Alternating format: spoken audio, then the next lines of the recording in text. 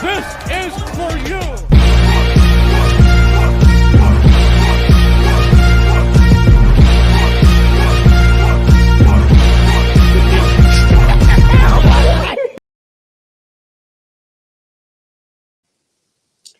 What is going on, you guys? It's your boy Joe Castro. We back with another one. I gotta unmute people. My bad. I mute people during the intro and then forget to do it, But we back. We in this building. It's your boy Joe Castro, Philly, the podcast, and I got my boy Brandon here with me. But y'all know him already. I got my man's Philly Insider Podcast.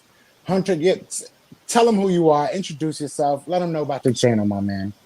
Well, first off, that intro just got me juiced up for tomorrow night's game. I've listened to the intro before on your podcast, but listening to it live with my headphones on and everything was just like, I'm ready for this game tomorrow. But thank you guys for having me on. Check the link in the description. They got my channel down there. We do all 22 film breakdowns, just general pods on the Eagles this year. You guys can find me at InsideTheEagles.com too. I write articles on there. Ready to get rocking this episode. We're less than 24 hours away from this Browns game, and I'm excited, guys. I'm excited, yeah. Yes, sir. So I don't even know why I'm excited, but I'm excited. Yeah, big shout out to Infamous 2K. He says, I don't know why, but I feel good about this game. That's how we've been. Me and Brandon have been talking about it. Me and Hunter have been talking about it off of the air as well.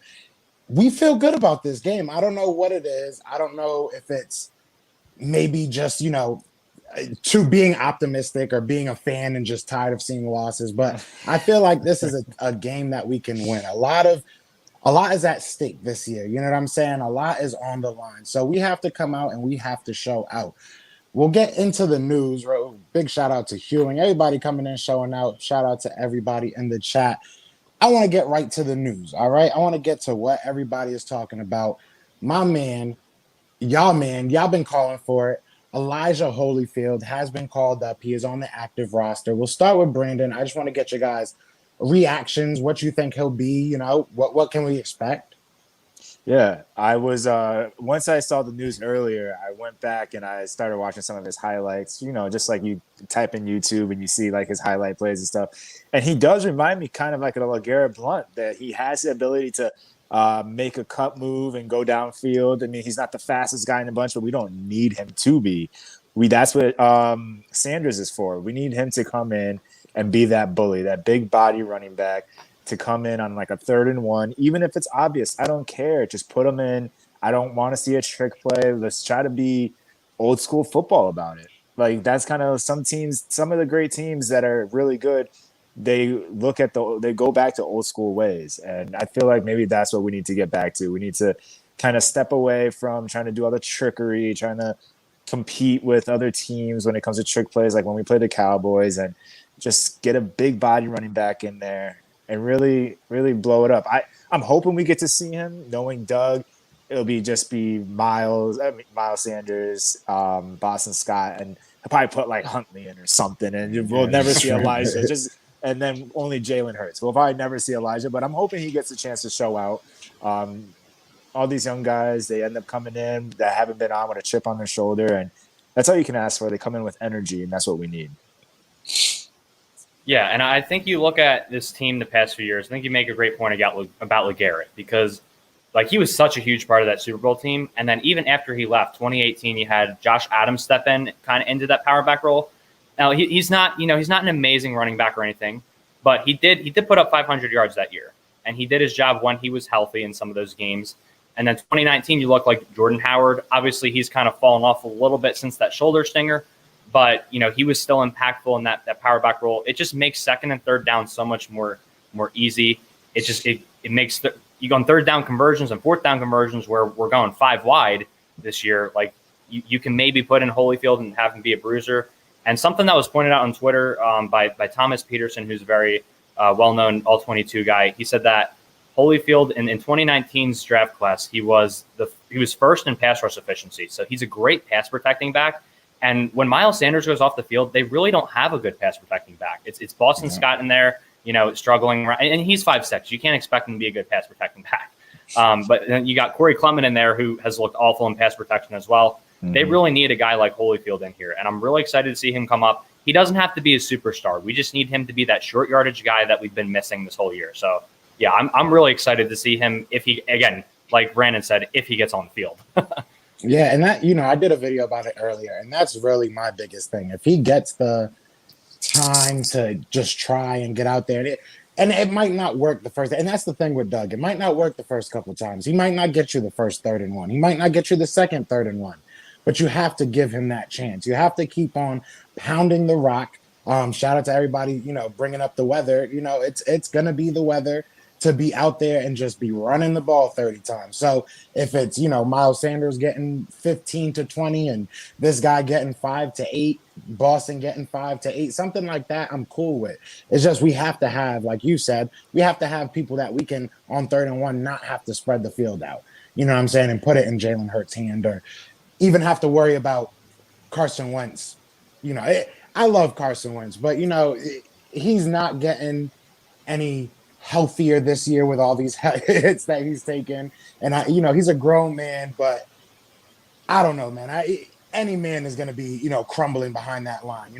Hopefully we can just figure something out. And like you said, having a pass rushing back or pass blocking back like him should make it a lot better. So do you guys think he will get the ball, or do you think Doug's just going to stick to his old plan? Because I feel like for them to just, raise him anyways, that says something. It has to say something. They could have just did, defensive tackle again or something like that. So I feel like they might play him. What do you guys think?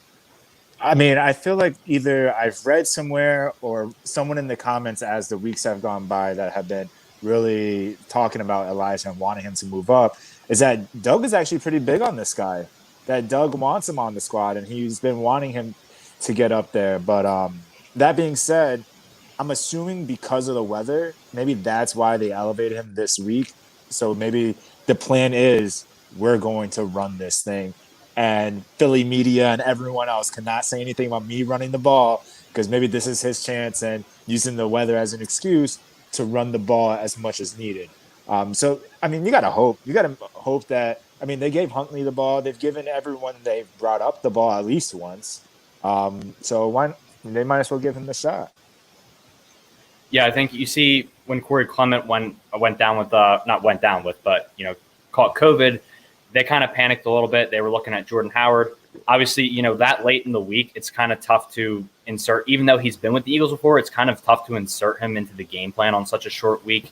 And you saw that last year when he got hurt and came back week 17 against the Giants. They gave him like 1 carry. And yeah, with Holyfield, if they're giving Corey Clement like 5-6 carries a game, why not give Holyfield those carries if you're not going to have Clement there?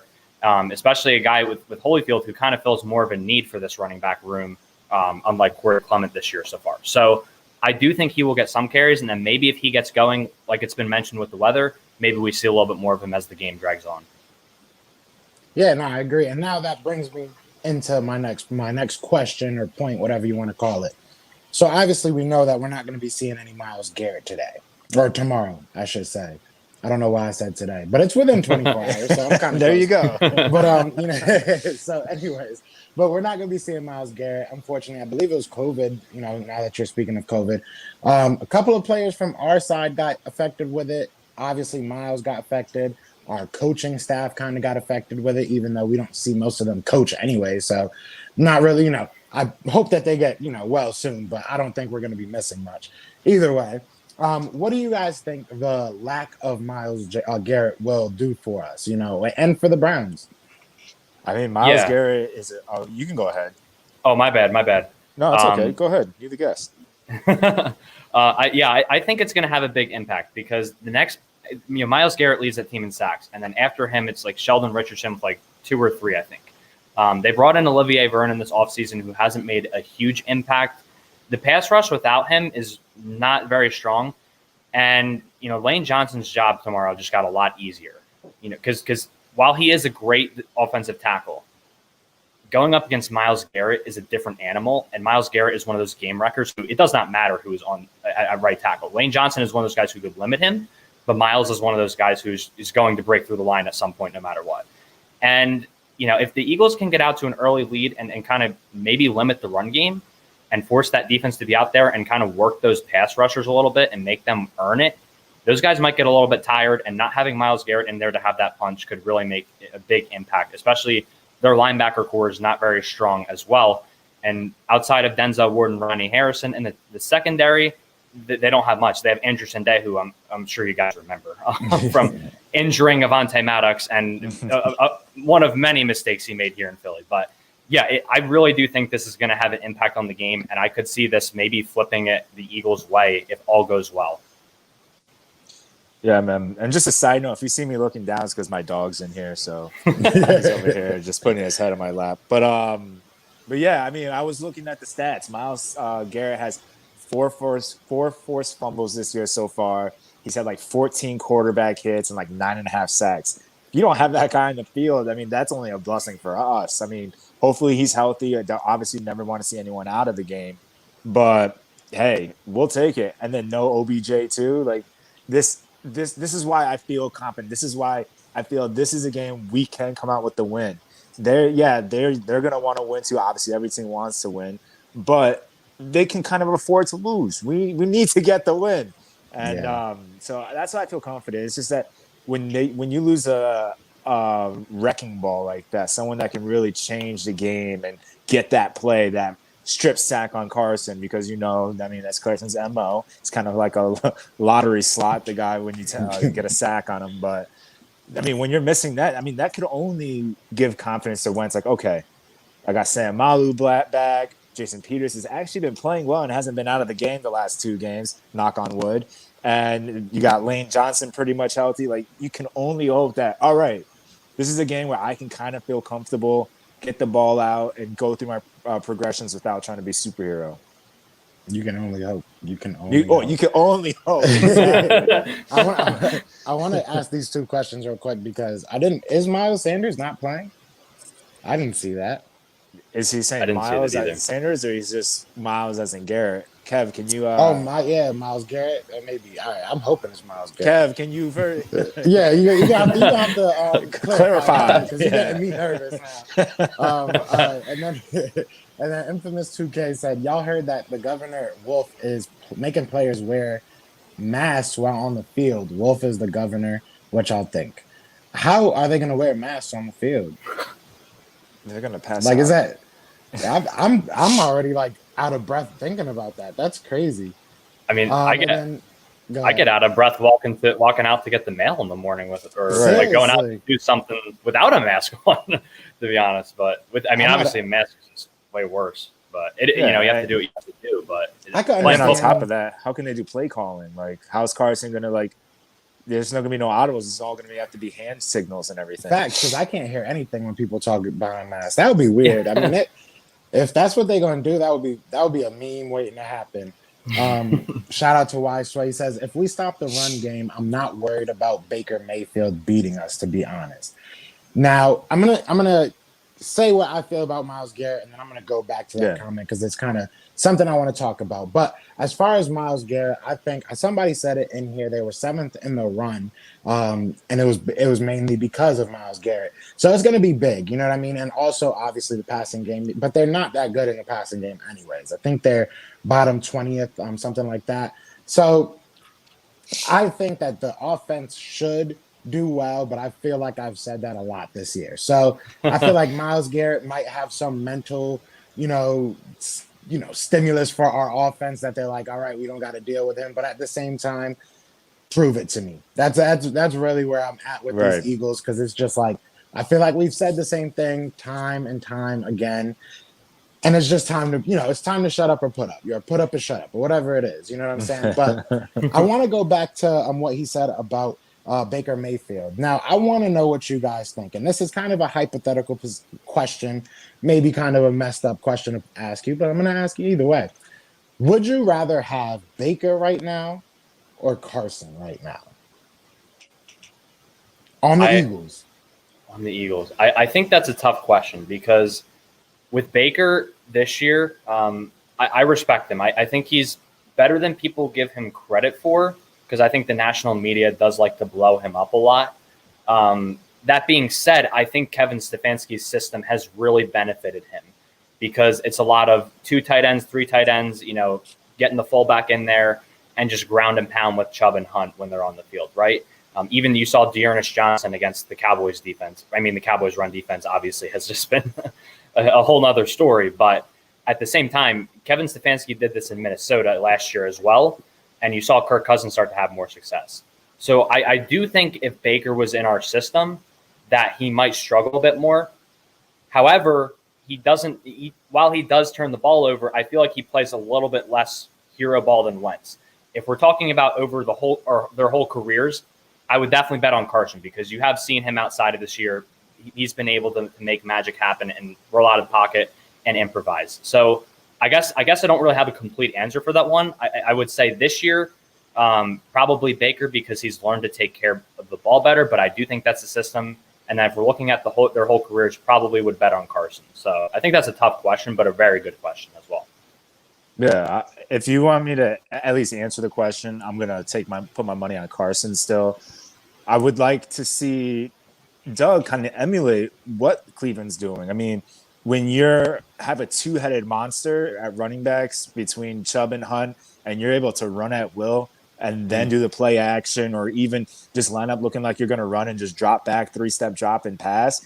I mean, Carson can do that. Carson, when he's not really under pressure and he needs to get the ball out quick, he's been able to complete those passes. And it's only when he's been asked to pass 40 times a game and when he's being relied on to do too much, when they don't have to rely on Baker right now. The last couple of years, they tried to rely on Baker. It was a mistake because they had Nick Chubb there. They have this running game now that is so good that if you were to neglect that running game, it would be a disservice to the whole Browns organization. So for us, yeah, do we have Nick Chubb and Kareem Hunt? I mean, not really, but Miles Sanders can get the job done. I mean, look at his stats. He's like top 10 in running backs this year so far without really being fed the ball. I don't think he's gotten over 20 carries a game or one of the games yet. So if we were to establish the run and really stick with it, I think Carson could flourish, and he's done it before. I mean, I feel like every week we always bring back 2017 because it was such bright days for us. But we were able to run the ball very well that year, and that was a success. That's how you were able to get Carson to do crazy plays. That's how you're able to build confidence because the DBs have to play honest. They have to. They're not really knowing that you're going to pass. They have to play the run, so you're able to get those passes. You're able to throw over the top. And I think Rager could be that guy to be like an OBJ or a Jarvis to catch a slant and take off. We just got to make the defense honest and think that we're going to be running the ball in order for those things kind of to happen. Yeah, and our offensive line, to Ryan Rose's credit, has to improve. For sure. And yeah, for sure.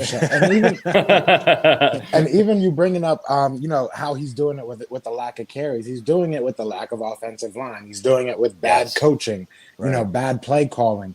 A lot of those play calls were not meant to be big plays that Miles Sanders turned them into. You look at his first couple games with the Eagles last year, and then you look at his last couple games, and his vision has just taken leaps and bounds. It's been incredible to watch, to be honest. Gotta give Deuce that credit.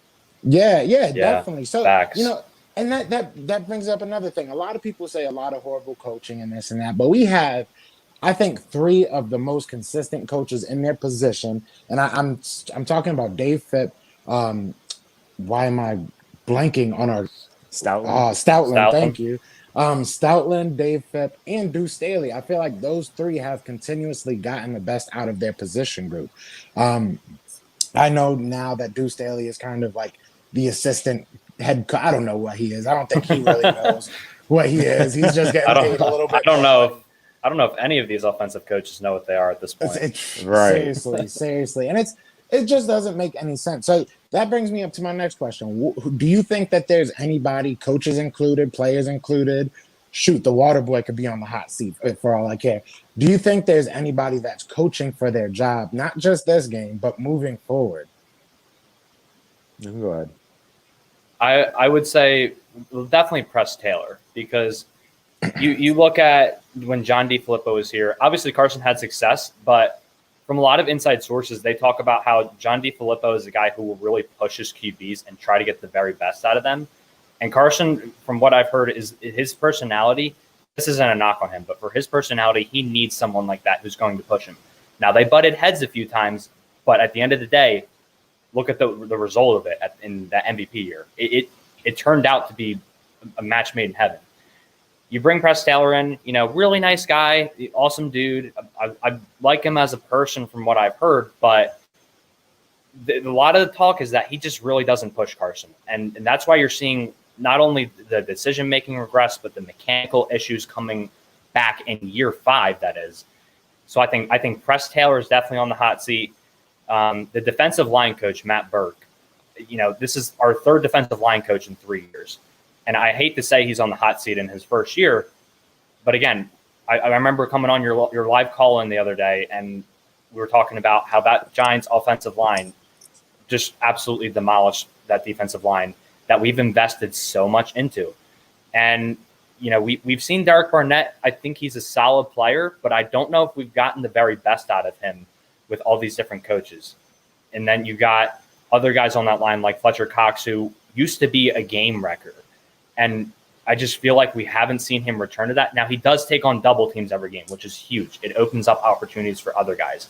But speaking of the other guys, Javon Hargrave has not – I know he's getting used to the wide 9 scheme. I know he was in that 3-4 with Pittsburgh last year and was the nose tackle, and it's a little bit different for him. But when you're getting paid that much money, as he is, and you're one of the top 6 paid DTs in the league, they don't care about that. You have to go out there and adjust quickly. And I know he's coming off the injury, but you got to go out there and play. I mean, and not just play, but obviously perform at a high level when you're one of those rotating defensive linemen. So I think those guys are definitely on the hot seat for me. I think Howie and Doug are probably the obvious ones, but I really like to focus in on Press and Matt Burke, because I think those two guys are kind of low key on the hot seat. Not Press Taylor, but I think they're two guys who people don't talk about enough. But yeah, those are my thoughts. Before you go, Brandon, big shout out to Philly Notion. Says, fellas, and I'm going to do it in my best Philly Notion impression. Yes, sir. Coaching jobs are on the line. Rich, Press, Doug, Oz. Accountability game. Let's get this W. Big shout out to him. If you guys are not, be sure to go and subscribe to my guy, Philly Notion. He is that OG on these lives. I love his show. But yeah, go ahead, Brandon. I'm sorry. No, it's all good, man. Philly Notion's the guy. We got to shout him out when he's in here. Yeah, facts. But yeah, I completely agree. I'm just going to copy off the Press Taylor subject there. I feel like when you see Carson, even like if you follow him on Instagram and he shows off his dogs, for instance, that takes a lot of like alphaness and control to really train your dogs to hunt and do all that. So if you're going to have a quarterback who's already established himself as like an alpha, as a guy that sees himself above the rest and everything, then you need a coach that's going to also act as an alpha and rein him in. Like how you said, DeFilippo, they butted heads, but it turned out to be positive results. Of course, you're going to butt heads with the starting alpha quarterback because he's going to think he's right, but you got to not give in and be like, oh, maybe you're right. You have to be like, stick to your guns and really tell him what's up and hold him accountable and make sure that the little things like his mechanics and stuff is actually on par and improving and not regressing. So I agree with the Press Taylor.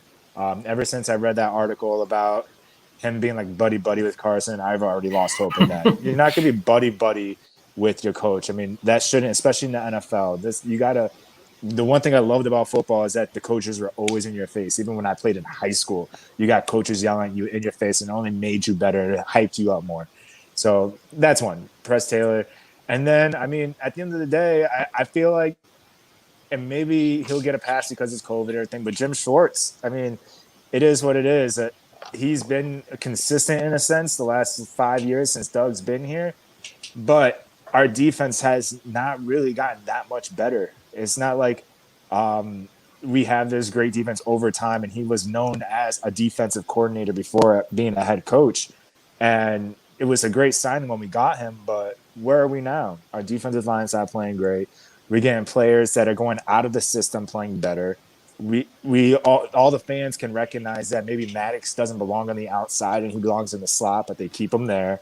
Rasul Douglas was too big at his spot, but now he's playing better. I don't even know what they're doing in Carolina, but he's playing better.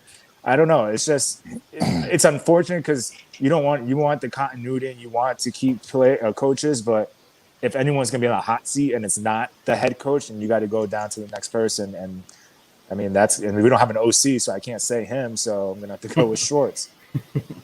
Yeah, usually I like to try and do something different than Brandon. You know what I'm saying, and say something different. But I've been saying Schwartz. You've been on the train. Yeah, I'm kind of mad that you did. When you said Press Taylor, I was like, all right, they're leaving Jim Schwartz for me. Like, I'm gonna come in and kill it. Nope. But I'm not. Jim Schwartz, man, that man needs to go, man. He's had to. Even we've given him like 3 extra years because of the Super Bowl. And I've said this 100 times. If we would have lost that Super Bowl, it would have been all on him. All right. And he would have packed his bags the next day. And we gave him a pass. It is what it is. And even, I've said this before, even the past couple years, in the second half, he seems to somehow make it work. Maybe it's the players, maybe it's the culture, maybe it's a little bit of Jim Schwartz, but I'm tired of having to wait 8 weeks for our defense to get it together, especially like you said, when you pay so much money for that defensive line. And a lot of the times it feels like you're waiting for them to get hot, so it just doesn't make sense. He's definitely number one on the chopping block for me. He's always going to be number one on the chopping block for me. I personally don't think Doug is realistic right now. I could see. It comes down to this question, I should say. I don't want to say I could see. Would you give Doug a new quarterback before you gave Wentz a new head coach? That would be my question. So, I mean, I want to know what people think in the chat, and I want to know what you guys think. Would you say, let's give Wentz a new head coach, or let's give our head coach a new quarterback? Yeah, I think, first I want to piggyback off your Schwartz point because you see, Josh Sweat out there on that zone read with Daniel Jones, bite on the run, and then Daniel Jones gets an easy touchdown. It's like, why is this not covered in the game plan each week? Why do guys not know their assignments? That's something that should have been cleaned up the last time we played the Giants. So I just wanted to piggyback off that real quick. And then this is a tough question. I think that Gate City and Philly Mike and all them, and Philly Fresh, they were all doing a post-game podcast. And they were talking about there's a big power struggle here because Howie kind of brought in these new offensive coaches. Doug didn't get to keep the guys he wanted with Carson Walsh and Mike Groh. He said he wanted them back, and then the next day they get fired. Now, they kind of earned getting fired, let's be honest. But Doug didn't really get to bring in his guys after that, and then Howie kind of brought in all these new offensive minds. And the last thing that Doug is gripping to right now is the play calling, and maybe he's trying a bit too much with it. But that's kind of the last thing he has control over, is what they were saying. I think it's tough. I personally would like to see a new quarterbacks coach before I see either Doug or Carson go. I think that's the first thing that needs to happen. But to answer the question, I would really like to see. I just think with Frank Reich, and you see what he's doing with in Indianapolis, even making Jacoby Brissett look pretty solid. I'd probably like to see Carson with a new head coach, just because we kind of know what Doug is, and I don't know if he'll reach that level again. But I'm also open to the other side of it. I would also be open to seeing a new quarterback. I don't know if I would want Jalen Hurts to be that quarterback, but I would be open to having another quarterback if that was the case. So I don't have too strong of an opinion, but that's just my thoughts on it. Yeah, I would probably want to see Carson stay and have a new head coach. I mean, the guy, I love Doug. He brought us a Super Bowl, but he didn't have that Bill Belichick mindset off the rip. He went on his book tour. We have statues. All the banners are up. And when you look at New England, they have mad Super Bowls and no statue. Bill Belichick. I mean, eventually when he retires, there'll probably be him in a hoodie and all that. But for right now, it's once the Super Bowl is over, he's ready to start for the next season. And I feel like that was one of the things that was missing from Doug right there, that kind of fire to want to keep going. And I feel like right now when you listen to him he's not a great press conference guy.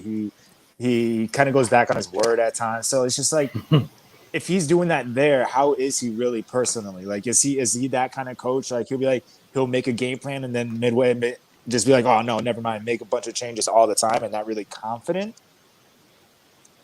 Or, I mean, I don't know, but if I had to pick in this situation, like you said, we saw what Carson was like with the right coaches in place, not too many voices and everything like that. So I would love to see, I mean, and by love, I mean, just to answer this question, I'd love to see Doug and Wentz get it together and stay for the long haul. But if I had to pick one or the other, then I'd keep Carson.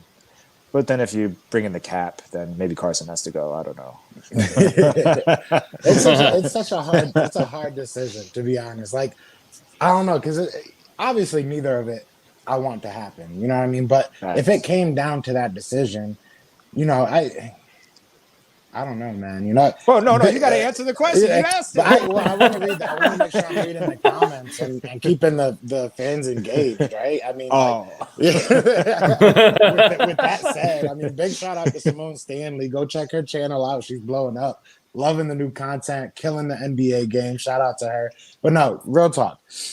I would probably give Wentz a new head coach. Kind of like what Philly Insider Podcast was saying is that we know what he is.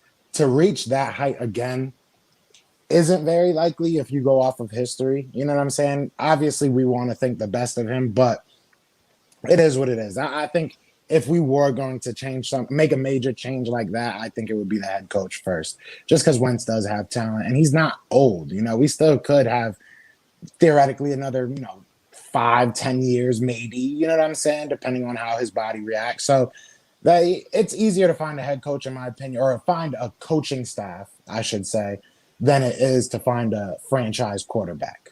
Okay. So that's kind of where I am right now. So we got a bunch of comments, but this one was funny. Shout out to Infamous 2K. Said, can Frank Reich throw us a solid and call Doug and tell him how to play calls to call plays?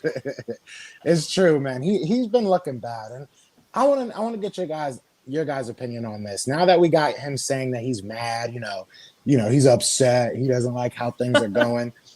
Do you think anything's gonna change? Do you think that he'll finally start throwing caution to the wind? Because I mean, if you look at it in the beginning of the year, when we were kind of like, what's going on? He starts going for it on fourth down every play, or every fourth down, I should say. You know what I'm saying? He starts going for 2-point conversions when we don't need 2-point conversions. So does it kind of make you nervous that he's mad, or is it good that he's mad? I mean, to bring it back to what Philly Insider was saying is that he's holding on to the play calling as his last bit of control. This is the guy that agreed or called or whatever you want to look at it, the Philly special, the Philly special in the Super Bowl and all that. And I feel like he's living off that. And we go at Carson for wanting to play hero ball, but Doug is low key playing hero coach. He's trying to do all these plays and trying to get all these big plays. Him and Carson, I feel like, are similar. Maybe Doug's in his ear saying, go for that deep ball, because he wants his offense to be prolific. He wants to be great. And I don't know if he is second guessing himself.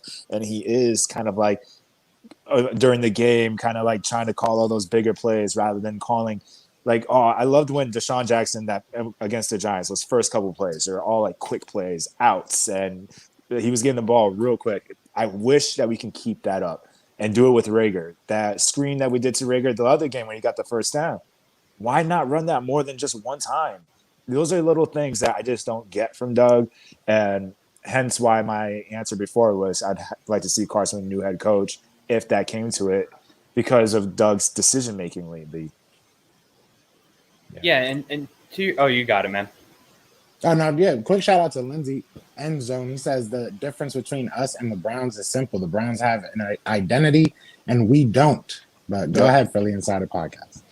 Yeah, going off your point, Brandon, about the hero ball, you see Jalen Hurts in there, throws a pass out wide to Carson Wentz, double pass back across the field. What is going on? What was the plan going? And we got 3 yards off of it. Wow. I mean, great job on that one, Doug. But yeah, I remember when I was live streaming with Joe up here on Philly Notions channel, we were talking about that Cowboys game and how Doug was kind of going, as he said, tick for tack on these trick plays with the Cowboys. The Cowboys had Cedric Wilson in there, and then Doug's all right, I'm going to try to run the Philly special again. It's man, the Philly special has been over 2 years ago, like Right. or more than that, 3 years ago now. But it's frustrating. I think, you see these 2-man routes against 6 guys in zone coverage out there, and then the guy underneath is covered, so Carson takes a shot into double coverage downfield. Like Lindy Endzone said, the Browns have an identity. They ground and pound the ball. They make Baker comfortable. They just let their offensive line and those tight ends and that fullback go to work. The Eagles don't have an identity. It's like they're lining up differently every single play, which isn't a bad thing. You can mix it up a little bit, but like you said, man, why not go back to those screenplays? Because who's going to catch Rager if he gets blockers in front of him? Why not go to those out routes because they're going to give him respect on the outside. He doesn't get pressed too often. Go put him in the slot and just run a quick drag route. Let him run horizontally across the formation, quick slant route, stuff like that. If he's going to get pressed at the line, no one's going to catch him. So get the ball in his hands. Get the ball in Miles Sanders' hands as a receiving back too. I feel like we haven't seen that a ton in recent weeks, which is where in that Cowboys game last year in Week 17 is where Miles did a lot of his damage was catching the ball. So it's frustrating to see Doug every single week. And to answer your question, I do think maybe we could see it at the end of the year because we saw, that Packers game last year, Doug came to play and we got a surprise win. 2018 with, the Rams and the Texans, we had like a 0.6 chance of making the playoffs. We beat both of those teams. Obviously, Foles did come in, so I know the Foles fans are going to come out in the chat now that I said that. But, Doug does tend to get stuff together at the end of the year. Last year, he had a practice squad, and he developed a good game plan with those guys because people will say, oh, you're playing Washington, Dallas. We have to consider the caliber of the team outside of Carson last year in those last 4 games was pretty much on the same caliber as those teams were. So it was pretty evenly matched too. So yeah, I do think Doug can get it together if he kind of swallows his pride, just simplifies the game plan. This game specifically, I think will be good for him to run the ball a bit because there's no threat of play action even on these plays there. You set up that run, you get that play action going, this offense could be much different tomorrow. Facts. Big facts. Did you already talk, Brandon? I'm over here reading all the comments and stuff. I forgot how you talk. Bro, I'm like, my I don't heart wanna cut hurts him now. off You don't pay again. attention. Now I was trying to be like respectful because I keep cutting you off. But either way, no, I agree, man. I agree. And Infamous 2K says with Doug play calling, if Carson don't play hero ball, we don't score more than 20. Do y'all agree? I definitely agree. Unfortunately, I feel like, even if you look at some of those all 22s that I did do about Carson or Rager, if you look at our good plays or the good play calls, it's usually very tight windows that Carson has to throw into. So if he's thrown off or knocked off his, timing for even a second, a millisecond, that's 10 yards. That's, a sack. That's an incompletion. Every inch count, every second as far as timing goes counts. You know what I'm saying? So he does a lot of the time have to play hero ball. It sucks. We hate watching it sometimes, but it's one of those things that we see him do that fake reverse spin thing that you always hate, Brandon. He does like a half a spin, and then we're like, "What are you doing?" Because he ends up being 20 yards back. Sometimes it works. Yeah. Sometimes, but he's so far back. Yeah, he finally throws a dot, and then we're like, "Oh, that's what he was doing." Okay, cool. Or he throws an interception, and we're like, "Why is he always doing this?" So it's a catch-22. It sucks to watch, but at the same time, he does make a lot of great plays, out of broken plays. What do you guys think about that? Yeah, I think it's a great point because you look at Carson's not blameless. You look at the 4th and 10 last week with Rager. You got to know the personnel. You probably shouldn't be going to give Rager a contested catch against James Bradbury. You should probably survey the field a little bit more on that one. But the play before, as you said, those tight windows, he had to throw it behind Fulgham because there's a guy coming to Fulgham's left, and he's got to throw it behind him to try to fit it in there. Like, if he doesn't, and he didn't complete it, and then if he doesn't complete it, then you're in a 4th and 10, and then the game's going downhill. It's situations like that he's getting put into. And I think I mentioned this one in the live call-in, but again, in that Ravens game, rolling out, making something out of nothing, hitting Richard Rodgers. There was a couple catches Richard Rodgers made in that game that he had no business making. But Carson somehow made it work. And a lot of it, again, against the Ravens, they blitzed so much that he had to get outside the pocket and play hero ball. And I think against the Giants, although Carson, definitely wasn't blameless, there's throws he would like to have back. There's decisions he would like to have back. He did play within the scheme, I think. And he played very conservative. and they lost. A lot of other quarterbacks, because of the scheme, they can play conservative, like the Baker Mayfields, like Jared Goff, who his job is made very easy by Sean McVay with all the misdirection they have there, like Jimmy Garoppolo last year in the Super Bowl, who, a lot of people are trying to run him out of town, but at the end of the day, he's a guy who manages the game. And, Carson, if he manages the game, like the comment said, there's almost no chance of us getting over 20 points. So I would have to agree with it. Yeah, I mean, we got to score. We got to finally put up a game where we can be like, wow, our offense actually put up 34 points or something like that. That'd be great. And just to kind of piggyback on the hero ball, it's kind of like we were giving it crap all beginning of the season, and we finally see him play conservative. It's like, dang, is the offense this stale when Carson's not being Carson? So it's such a double-edged sword, and I don't know. I mean, at the end of the day, I think we all kind of want Carson to play Carson's way in a sense, because it is exciting when it's working and everything's clicking and he's making these crazy plays. But he needs to find that balance. He needs to go look in the mirror, like he always says after every game that he plays bad, and figure out what that balance really is. Maybe start some meditation and figure it out. But I know we've been stuck on the offense a lot, and we briefly talked about the defense before, but what is, in your guys' opinion, how are we going to stop the run for the Cleveland? Like, I don't have confidence in Baker Mayfield, and I feel like we can handle that. And I feel like maybe Slay can have a big game. Maybe he'll finally get his first pick this week. But how are we going to stop Hunt and Chubb? You could take it, Hunter. I got you. So realistically, I don't think there's any way we can. I hate to say that. Now, since there's no way defensively I could possibly see it, the way that I had a guy on my show who works for BrownsNation.com, and we did a live stream the other day, very insightful. And the way he said that, really one way I see it too, is to stop this run defense is to get out to a very early lead and get off to a hot start. Because you go up 14-0 on these guys, they're going to go away from running the ball, right? And then you have the advantage. You move them out of what they're comfortable doing. What happened against the Ravens week 1 when the Browns played them? What happened against the Steelers a few weeks ago when that happened? The problem with that is the Eagles have been one of the slowest starting teams for 3 straight years in the league. They're bottom in the league in points in the first half and first quarter each of the last 3 years, or around the bottom of the league at least. And the time of possession in the first half is not good either. But if they can somehow turn it around, get control of the ball, and then wear that Browns defense down, keep that Browns offense off the field early and go up double digits, they could possibly win this game. Now, from a defensive perspective, if they are going to stop it, I think they need to get Sean Bradley in there because I really like Alex Singleton and TJ Edwards, and I think they'll definitely play as well. They can shoot their gaps. They're good with gap responsibility. They've been doing a good job this year. The one thing they struggle with is getting off of blocks. And when you have these Browns offensive linemen and tight ends again and fullbacks who will get to the second level so quickly, you can't afford that to happen. Sean Bradley's a little bit of a bigger guy than those guys. Alex Singleton, I love him, but he does seem a little bit smaller than them, in my opinion.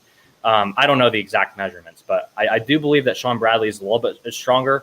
You get him in there. This is a guy who stuffed James Conner at the goal line when we were playing the Steelers, and right. that was I think that was one of his only snaps that game. So I think it comes down to playing Sean Bradley a little bit more and getting out to an early lead. Yeah, I agree. I mean, I like Sean Bradley. I like the linebackers that don't start with Nate and don't end with Gary. If you don't do a snake celebration after every sack, I like you. I love you, man. I love you. That was the worst. Yeah, I can't stand that guy. I'm so glad he's gone. I've never ever been happy to see somebody on the inactive list, but oh God, it was glory days when he was gone. But my thing, if we're gonna stop their run, we have to have a run game. You know what I'm saying? We have to control the clock. We have to control the time of possession. I'm gonna play the recorder and say the same thing again. If you go back to 2017, we controlled the time of clock because we did have such a good run game. I think we were third in the run game that year. So we have to have a run game, and defensively, we have to play. We have to do our job, and Jim Schwartz needs to do his job better. Play calling has to be not man every single play. figure something out where you're leaving people in the flats, where you're leaving people on the outside. So our defensive line isn't having to shift from side to side. They can just worry about going into the backfield. I feel like, the defensive line has not been, I think it's like over like $5 billion that we're paying them this year, but they haven't been worth it. But at the same time, I mean, we have not given them the tools to be good at it. We don't have the linebackers that can hold down their own responsibility. So the defensive line is asked to stop the run and stop the screen passes to the wide receiver that's 20 yards to the left of them. So, I just need to see people put in the position to do well.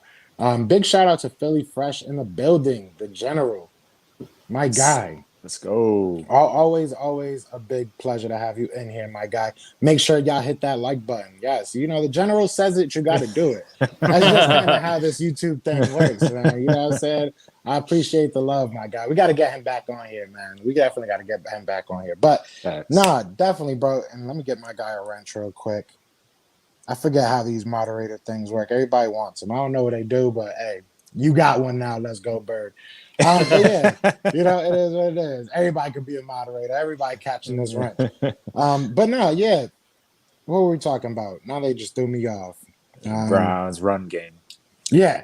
So yeah, only way we're gonna really stop it is by containing it. You know what I'm saying? So we just have to get our offense going. Like you said, I like the idea of getting an early lead. That would be beautiful for once. You know what I'm saying? That would be phenomenal. It's like the Redskins game, or Washington, I should say. If we can come out on fire like that, where Goddard's getting the ball and everyone's eating and we're scoring and celebrating, if we don't make bad decisions toward the end of the half, then that's a game we could win. And I think that's exactly what we need to do for this game. We need to, like you said, I agree 1,000%. The only way to get them out of the run, because if we play a close game, we ain't stopping that run. The only thing we can do is probably bend but don't break. That's what our defense motto will have to be on Sunday. But if we can get out to that early lead and really get the ball rolling and force them to pass, and our D-backs can step up, I mean, at the end of the day, we had a hope that if we stop the run, that means we could stop the pass. That's the hope. I mean,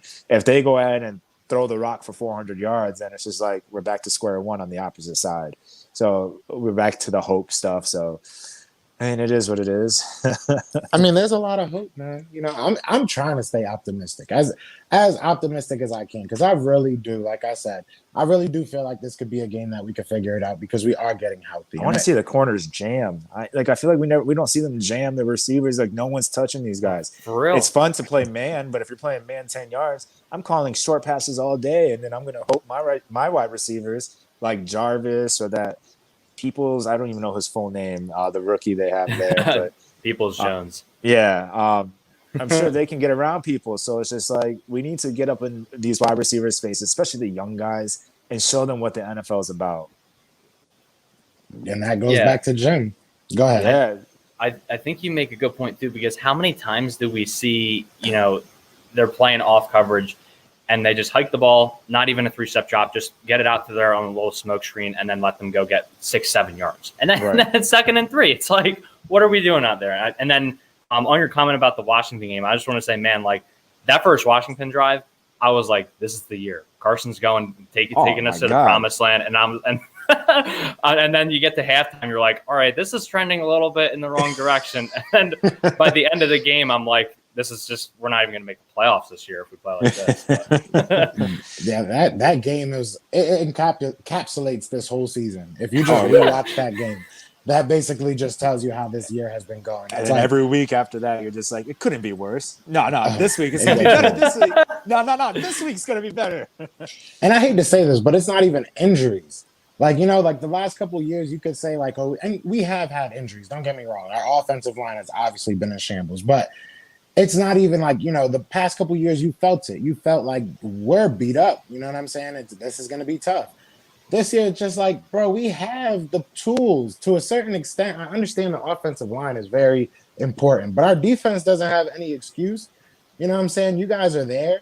It just doesn't make sense to me. You know what I'm saying? Carson's healthy. Miles has been there most of the time. You know what I'm saying? It just doesn't make sense to me. But the big thing that doesn't make sense to me is the difference in our red zone offense and defense. You know, you said bend but don't break, Brandon, and that's what we've been, especially under Jim Schwartz. But the defining factor has been our within 20 yards, within 30 yards. Once you come on our side of field, we're supposed to lock down. You know what I'm saying? We're a field goal, not touchdown type of team. And lately, the floodgates are open. That's why I like Jalen Mills at corner, because at least when we were in the opposite offense was in the red zone, I always felt like Jalen Mills played well at corner. Like he would tackle, he would throw his body at least at somebody. And some of these corners, like I don't feel like Maddox is a good tackler. He needs to get better at that. And so I feel like we're missing that. And then we're also, I mean, we're missing our leader in Jenkins, to be realistic. I mean, that looks like to be one of the biggest glaring things right now when you're looking at the defense, is that Rodney McLeod, he's been playing good. I have no complaints about Rodney. He stepped up, but we're missing that voice, that heart, that guy that didn't miss a play, didn't miss a game, and was in the trenches playing basically linebacker, playing safety, guarding running backs, guarding tight ends, and just being there. And we're missing that. And Jalen, I like his swagger, but he ain't Jenkins. And we're missing that part. And then the run game. Mm-hmm. And I think you look at, you know, obviously with Jalen Hurts in the second round pick, Jeremy Chin is a guy who Jim Schwartz wanted, who, you know, even at his age, he is a young leader. You know, the Panthers have used him in the box. They've been using him at slot corner, at safety, like Jenkins did. They even used him on a fake punt this year, too. Like, this guy is willing to do anything for his team. And that's the type of guy that Jenkins was. And you also look at, we brought in Will Parks, too, who is a veteran. Obviously, he's not the same caliber player as Malcolm, but he's a leader. He is that voice. And he played 6 defensive snaps against the Giants. What's the point of bringing him in? Like, why is he even here if he's not going to be on the field, you know, making adjustments? You know, Malcolm, you see him go up, tap a guy on the shoulder, give him an adjustment. You see him calling out stuff, waving it around. Now you just see when Nathan Gary's on the field, waving his arm around in the middle of the field. I don't know what that does at all, because the next play is a 40-yard pass after that. But I think you make a great point on that, man.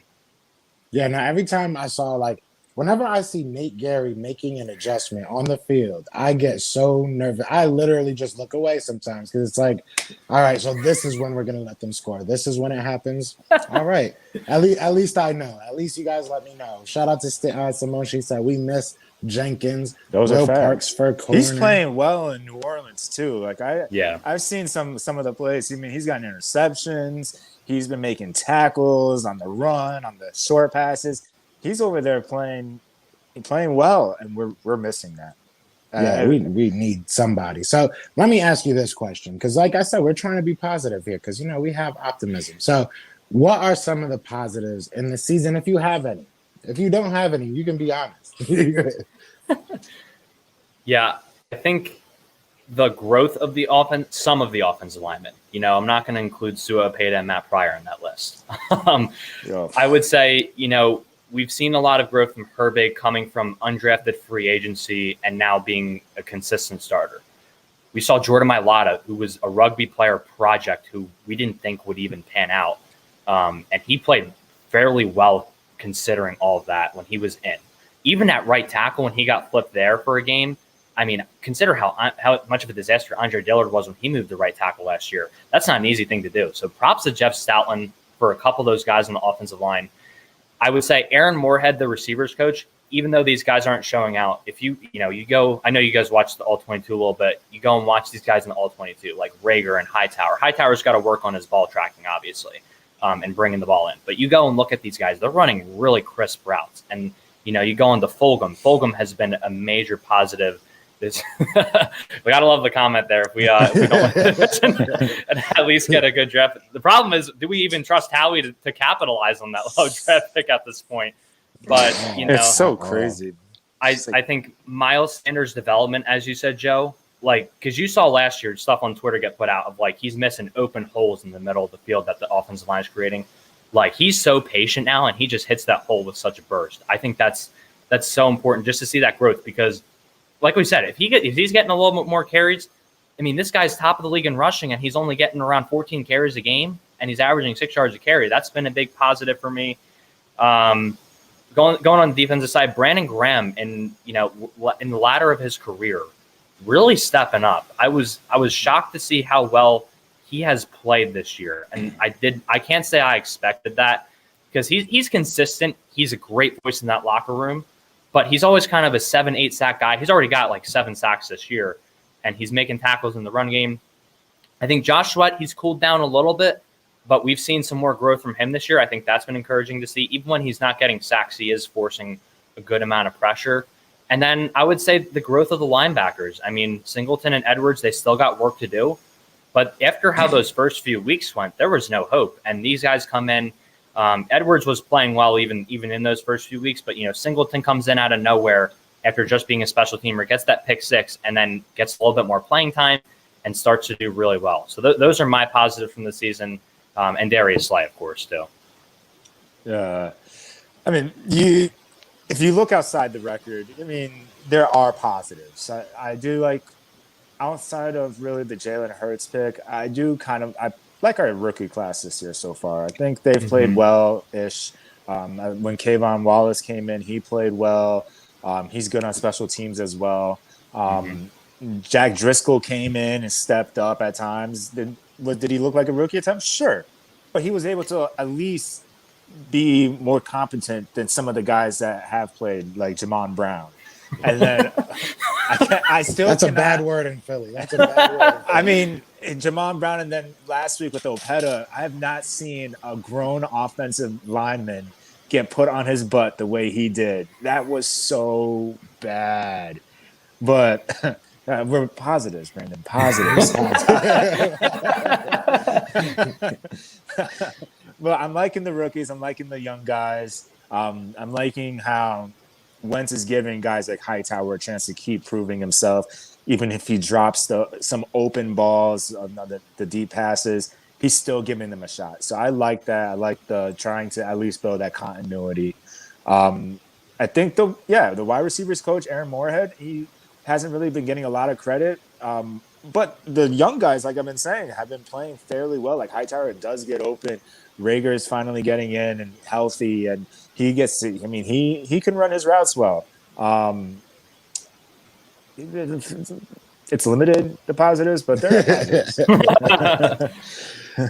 I think the positive is that Carson is still out there. He's still fighting. You know what I'm saying? Through all the mental stuff, through all the team stuff. I do agree. I never would have thought I'll probably be the first person that if you brought up Aaron Moorhead outside of this conversation and said, what do you think?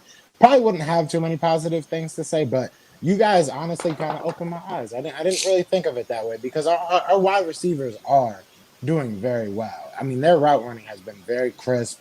They've been getting open. Everybody has their flaws, but even Jalen Rager, when he's been on the field, he's looking like a true maybe number 2, maybe number 1. We'll see if he can, right now he looks like a true number 2 because he's getting targets and he's getting catches. He's not getting 200 yards a game or 100-yard games every game, but he's doing well. So, I do like that. I love what I see out of Miles when he's in there. I think that he's really stepped it up. I think that I'm not going to talk about that because that's negative, but positive. Yeah, I think he's doing well. He's definitely stepped it up.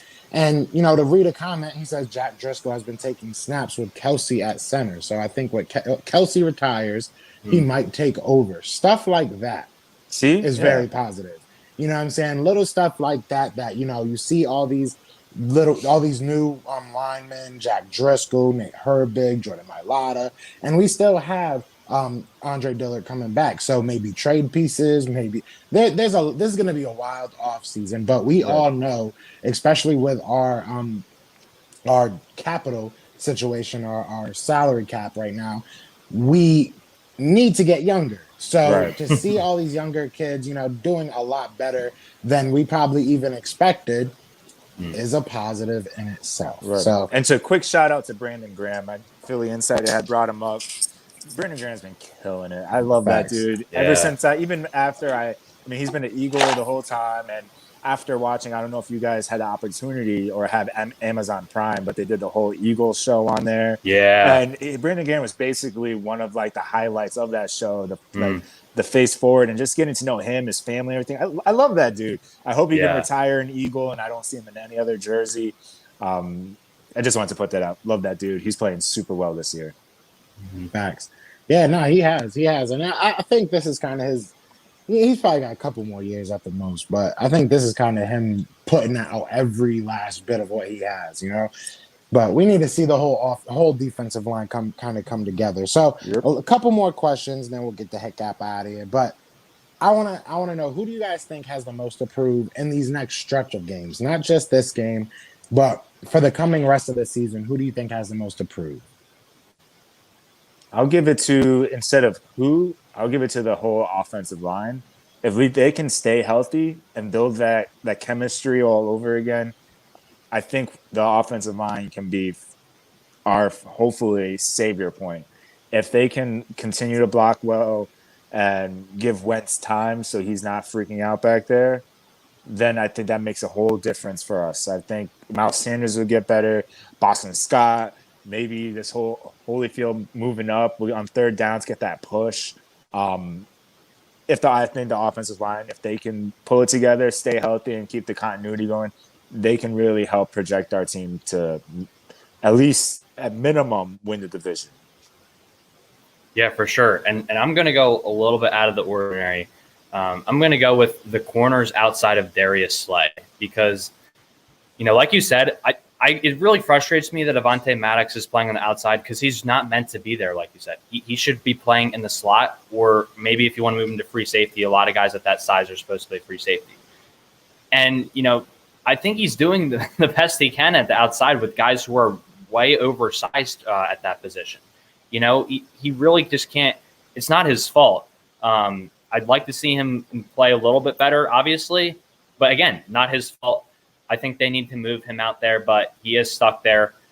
Maybe Michael Jacket, he's a guy, or JK, he's a guy who came in, played pretty well in that Cowboys game. I really like his size, and he's got to work on his technique a little bit. I'd like him to be that outside guy. If he can come in here and play consistently and prove he deserves to play here, maybe that's a guy. Then you got, I'm a big Crave on LeBlanc fan myself. I love that guy. He's been a playmaker, but this year there has been times where he has gotten burnt. The Golden Tate play earlier this year, which, Rodney did miss a little bit of assignment over the top. You have to give credit to the Giants. It was a great pass, great job by Golden Tate putting his hands up very late so that Cravon couldn't get on him. But Cravon's missed a few tackles here and there. I want to see him get back to being that end-of-year playmaker we've seen him be the past few years. The top-rated cornerback in the playoffs by Pro Football Focus a couple years ago. And Roby Coleman, this is a guy who was brought in on a one-year deal who you thought was going to really perform for you, and then he's not even running full speed after Daniel Jones, and he's given up on the play. And Daniel Jones did end up falling on that play. You never know what can happen if you keep running downfield. And I think he's got a lot to prove to me. He hasn't played well at all. He hasn't been the same corner he was in Los Angeles or Buffalo. I've been really shocked by how poorly he has played because we've seen him play well. And I know everyone's going to bring up, the NFC Championship pass interference call. That definitely wasn't take that right now. I'd take Yeah. that right now over what he's doing. Exactly. Obviously not one of his brightest moments, but he was consistent in Los Angeles. He's on a one-year deal. He got himself the name Slot God. I haven't seen much of a god in the slot, but that name doesn't come from being a scrub. Exactly. And, it's either going to be Slot God or Strap. One of them two's got to step up. Great nicknames, but, Nikel's got to live up to it. So I think those guys have really got to step up. We saw last year, Sidney Jones showed flashes. He had those couple of pass breakups at the end of games to kind of, the plays he did make last year were big. We saw Rasul step up at the end of the year. We do see these corners play well at the end of the year. I think they've got to prove it again this year. And I think Roby Coleman's a big guy I want to see out of that group. Yeah, I definitely agree there. I'm going to go with somebody that probably, and this is not a negative, this is probably more of a positive person that I need to prove something to me. And that's going to be Travis Fulgham. I feel like he had a great 3-game stretch. He had a rough game against the Giants, but everybody had a rough game against the Giants. So I want to see if he can really prove to be that number one wide receiver. If he can, because at the end of the day, the decision of letting go Deshaun Jackson or Alshon Jeffrey is going to be made up by the wide receivers that are on our roster. It's not going to be made by Howie. It's not going to be made by Doug. If you guys go out there and you guys prove that you deserve to be on that field and you're going to be a cost-effective, I should say, option at the wide receiver position, and you're somebody that can grow with Carson Wentz, sky's the limit for Fulgham. He can cash in. You know, and I really think that this is his opportunity mixed with next year, because we do have exclusive rights to him, so I don't see us giving him a crazy deal, but I don't also see us giving him a long-term deal. I think we're going to give him something short, something kind of a prove-it type deal, and then figure it out next year, because I think if he can prove that he's the number one wide receiver, that's something that the Eagles have been looking for since even before Macklin and Jackson. Because, I mean, realistically, you can say neither of them were really a number one wide receiver. I mean, Deshaun Jackson is great, and he is what he was. But even back then, especially back then, he was more of a one-trick pony. You know what I'm saying? And even back then, injuries were. So I'm not saying they weren't great. They were great wide receivers, don't get me wrong. But you can make an argument that neither of them were a number one wide receiver. So you go back to what, maybe Terrell Owens? Yeah. You know what I'm saying? Like, we really... 1 year? Exactly. And he doesn't have to be Terrell Owens. He doesn't have to be Terrell Owens. You know, give me a Jeremy Macklin. Give me a 2017 Alshon. I'll take that. You know what I'm saying? So I'd have to go with him, to be honest. Like, and then on defense, it's going to have to be Javon Hargrave. Javon Hargrave, you have to do something, man. We got you for another couple years. You know, if it comes down to keeping Malik Jackson or keeping Javon Hargrave, realistically, Malik showed more right now, at least, you know, in my opinion. So it has to be Javon Hargrave. We just paid you. Maybe you're out of position, but I think you said it earlier. You have to adjust. You have to get ready for this. This is the NFL. You are paid a lot of money, young man. It's time to ball out. Time to ball out. Right. So let's get on to this game, and we'll kind of probably end it up around here. But I want to know, you don't have to give me your exact keys. I mean, it's Saturday, so I'm sure you already put out your keys to victory. But what are you looking for out of the Eagles to win this game? Yeah, I think, like I said earlier, they've got to come out hot. It's not really an option this game to start slow. Guys, if they go down early in this game, it really could get ugly with how the run game is and the weather too. They've got to come out hot, prevent the Browns from running the ball down their throat, get a big lead early, and just maintain it. Because even when the Eagles get a big lead, they will give it up a good amount. You saw that against the 49ers. Like, they did come back a little bit. C.J. Beathard went, 15 for 15 or whatever it was, or 15 for 16, and his one incompletion was the spike. But, you know, when they do get a big lead, they tend to end up holding on to it at the end of the game. They've got to come out hot. I just really think if that doesn't happen, I realistically don't see any way we could win this game. Key number 2, force a turnover. This is the type of game, again, if you gotta steal a possession, get good field position. This Eagles team has been backed up inside their own 20 almost every time we get the ball. The starting field position has been a massive problem. We're giving other teams good starting field position. We're not getting good field position ourselves. And Rudy Ford, who's a special teamer, doesn't get a lot of praise, but he is out this game. He's a gunner. He's a guy who's like always down there at the end of the game, or at the end of the punt, making plays, getting tackles down there. We're not going to have him this game. And our other gunners do tend to struggle getting through contact, getting through those guys to get downfield. They've got to get a turnover, in my opinion, to give this offense good field position at some point in the game. Flip the script, steal a possession, take advantage of it. Because even if this Browns team isn't getting touchdowns, they're going to be getting down to a point in the field where if they punt, they're going to be pinning us deep, and they're going to win that field position battle. So that's a big key. And then third downs, guys. I mean, 0 for 9 last week on offense. That can't happen. You're not going to win games if you go 0 for 9 on third down. And then on the defense, you know, they're on paper it looks good on third down, but teams are also 50% on fourth downs against us. So they're on that 6 defense that Jim Schwartz calls. They're getting like 14 of the 15 yards on 3rd and 15 with a screen pass or a draw play. And then they're like, you know what? We're close enough. We just got 10 yards. We're in good field position. Let's just go for it on 4th, pound it up the middle or play action, you know? So, and even in 3rd and shorts and stuff last week, it kept the drive going. The defense continued to be wear down.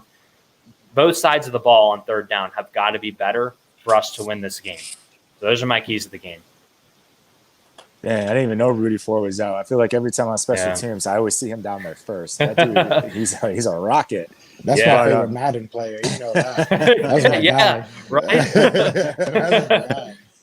But yeah, I mean, part of the keys to victory, I think we need to establish the run. We've been talking about this every week.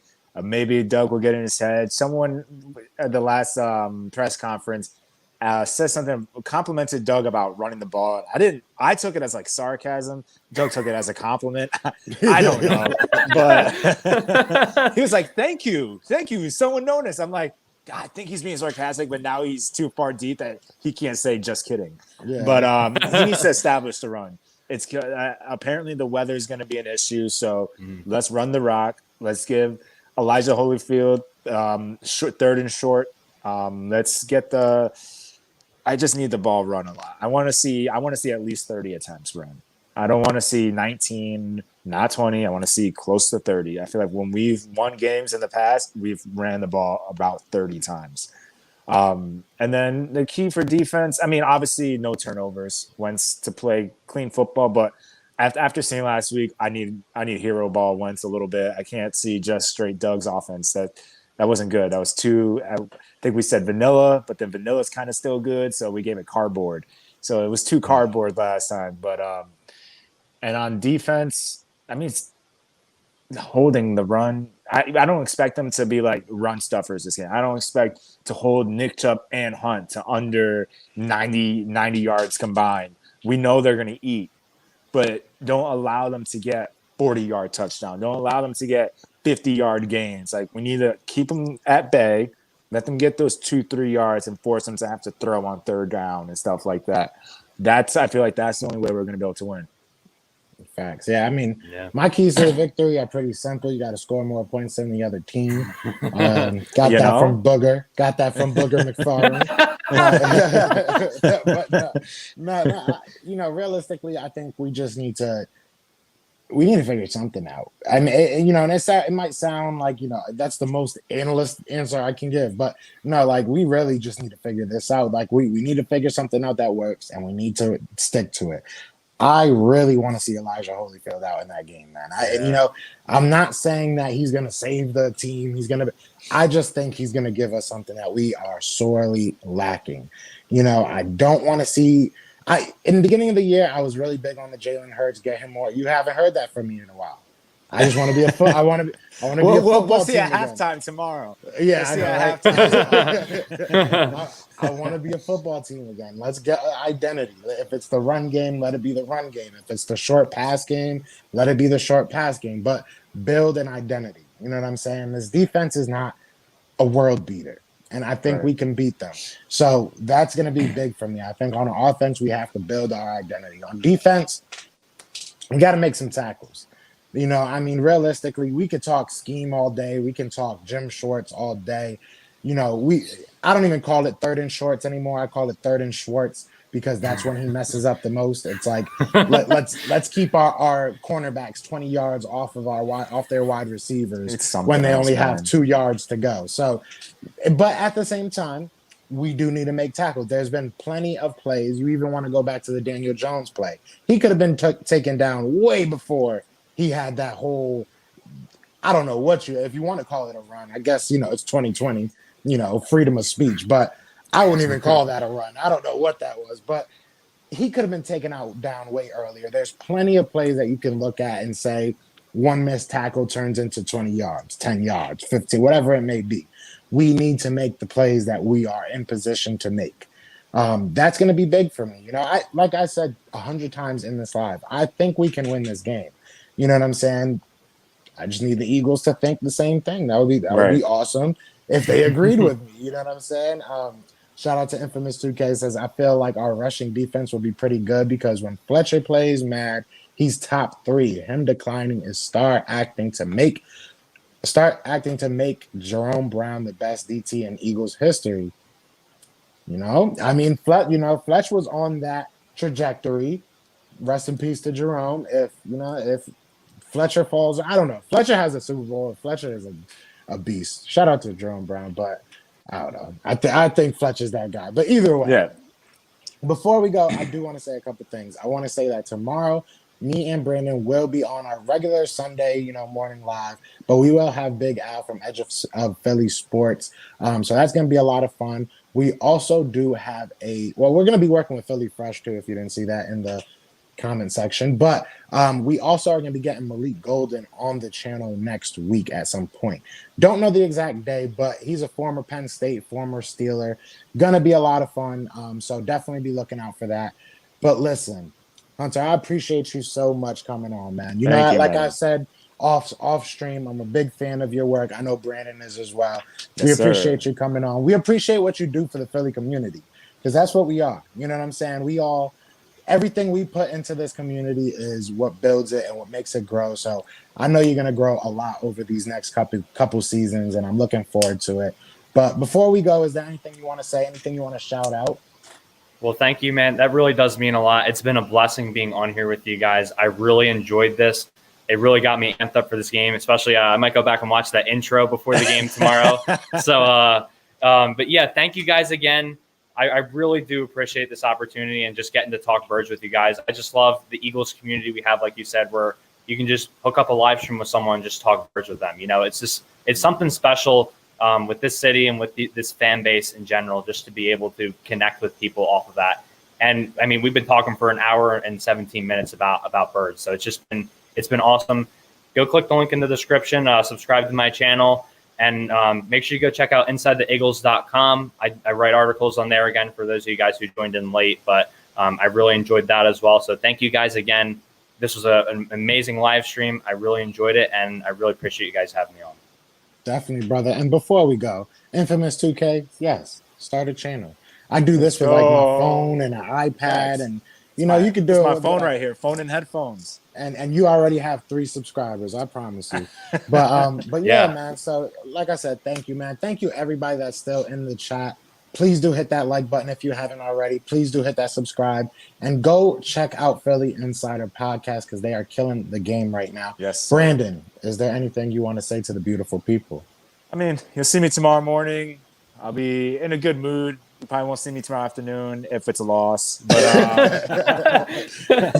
but I have hope. I mean, at the end of the day, this is every week. Like when we had that call in, the last dude that was on, you're saying we wake up every Sunday. We want to see this team win. We don't want to see the tank. We have hope every week, and that's what makes it exciting for a football season. At the end of the day, we can't take advantage of the season that it is, because I mean we're halfway over. So every Sunday we just gotta hope that it's gonna be a good game, and well, you'll see tomorrow. Yeah, man. But again, I love you guys. Thank you so much for everything. Please hit that subscribe. But if we win, y'all doing a post-game live. We have not done one so long. We might. I'm not gonna say yes, but Let's not jinx it. Yeah, we might. Other than that, though, you know what it is, man. It's Fly Eagles Fly, and we are out here. Peace.